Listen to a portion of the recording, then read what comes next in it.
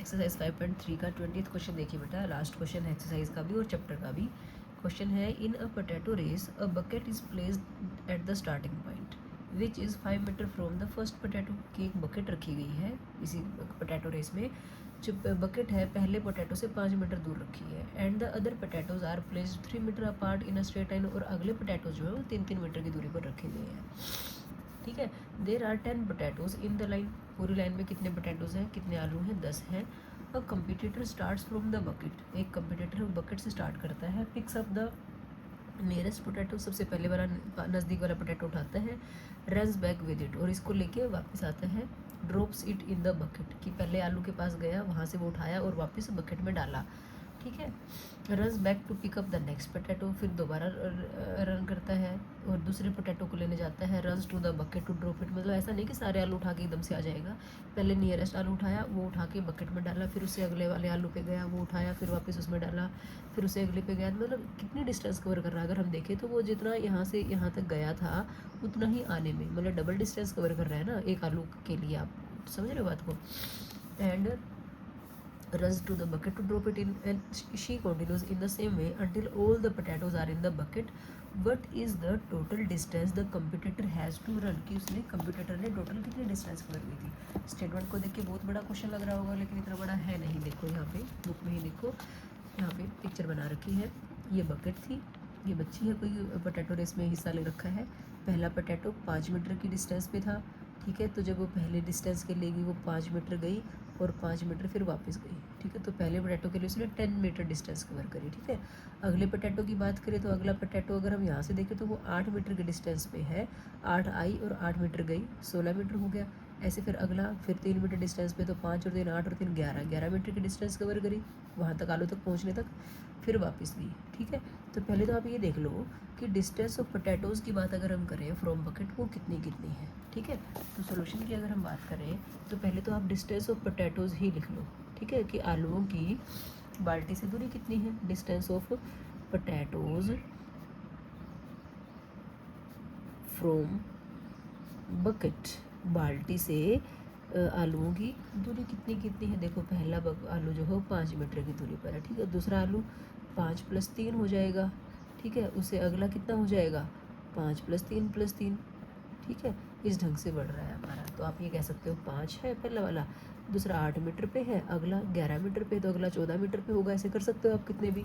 ठीक है, total potatoes कितने हैं, 10 पोटैटोज़ हैं, ये भी ध्यान रखना है। यहाँ पे बोला गया था ना, there are 10 potatoes in the line. ठीक है, ऐसे करते करते 10 पोटैटोज़ है। ये तो distance of potatoes from the bucket है। ठीक है, अब उस लड़की ने जब पहले पोटैटो को उठा के बकेट में डाला, 5 मीटर गई, तो 5 मीटर वापस है, तो उसको 10 मीटर डिस्टेंस कवर करनी पड़ी ना। दूसरा आलू 8 मीटर के डिस्टेंस पे है, तो 8 मीटर गई और 8 मीटर वापस आई। ठीक है, तो हम ये कह सकते हैं distance covered by the girl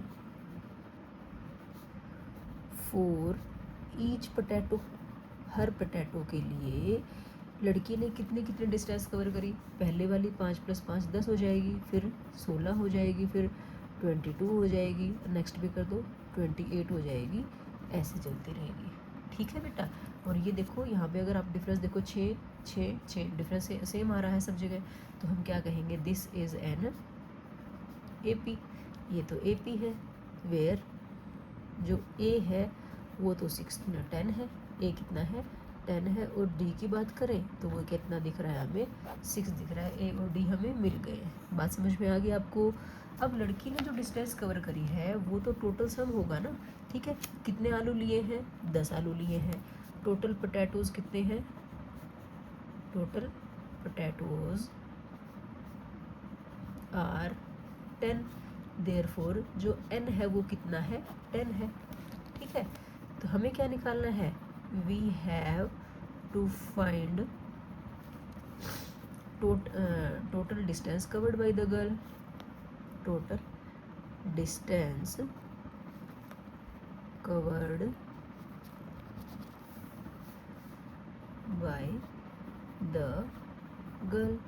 हमें निकालना है लड़की ने टोटल कितनी डिस्टेंस कवर करी है, उसको हम क्या कहते हैं, that is SN।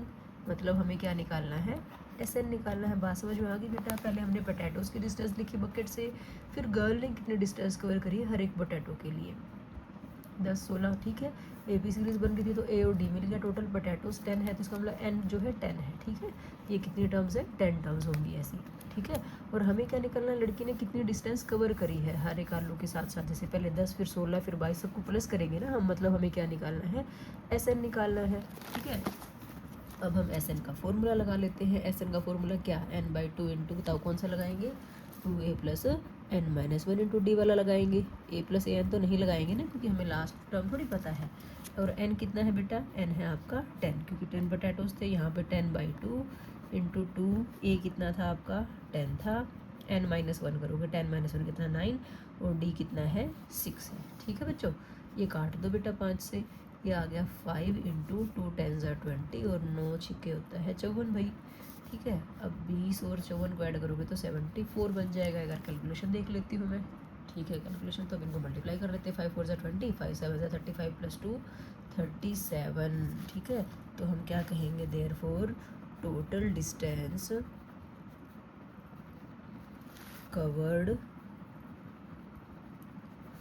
By the competitor लिख लो या गर्ल लिख लो, ठीक है। यहाँ पे कंपटीटर लिखा हुआ है क्वेश्चन में, इज़ 370 मीटर, ठीक है बेटा। यही पूछा था, ये हमारा आंसर आ गया। आप इसको ऐसे लिख दो, ठीक है बेटा। तो इसके साथ ही हमारा ये चैप्टर कंप्लीट हो जाता है। तो अगर आपको ये वीडियो थोड़ी सी भी अच्छी लगी हो तो प्लीज़ को लाइक शेयर और सब्सक्राइब कीजिएगा बेटा, ठीक है। और दोबारा बताने की जरूरत नहीं, यहाँ से हमने कर लिया था, एन की वैल्यू पुट करी, ए की डी की वैल्यू पुट करी, तो टोटल एस एन हमारे पास 370 आ गया बेटा, ठीक है। Thanks for watching, okay.